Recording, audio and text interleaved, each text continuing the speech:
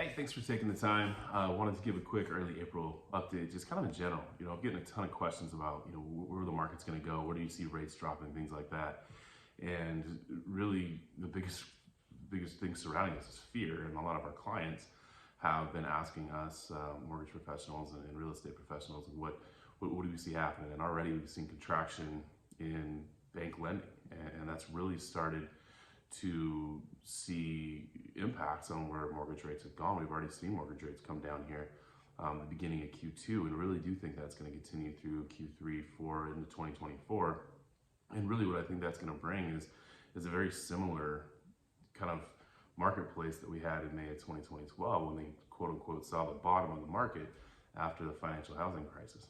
And what happened after that was about an 8 to 9% year-over-year return following the bottom of that dip. And what I'm really afraid of is clients are going to wait to try and hit the bottom of that dip and ultimately miss out on the other side. And this first slide that you see attached to this presentation is basically showing kind of why we've seen such massive inflation, and so much that had to do with shelter costs.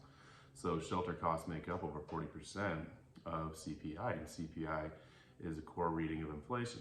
So when you have rent on a year-over-year basis go up 10+%, that's going to really increase inflation. And the Fed adding to the Fed funds policy rate is also adding to inflation, but what they're trying to do is curb that inflation. So after they've done all that work, really all we have to do is wait for the cycle to come through, and that's what this first slide is showing. That should come through and basically hit in May of 2023. When that hits in May of 2023, we should have a 2% decline in inflation over the next couple of months. Rates follow inflation, and we should really see a decline in mortgage rates following that activity. Now, the thing I'm really worried about is in that U-shaped chart attached to this email. If you do get the bottom and you start to see lower interest, you're gonna have more buyer activity, which should spark an increase in home price. My fear is that if we're waiting for lower interest rates, you can see in the example below, 1% lower in interest rate is almost the exact same thing as a 10% increase in home price. So if you're looking at waiting for a lower rate, but you're going to have a higher monthly payment, you're going to miss out on the same opportunity for equity in the same property that you might have today with a higher interest rate. So we really do feel like we're going to see lower rates. We do feel like we're going to see an increase in price because of that, and we're really trying to get a message out to every client and referral partner that we have that it could be the time to act quickly, or we might be in a full seller's market. Currently we're seeing about 50% of our clients in multiple offer scenarios, which, as we know from years past, has increased prices and been kind of a challenge for our clients to compete sometimes, and not just us, for everybody, right? 10 people in one house, one person's going to win, 9 are still looking.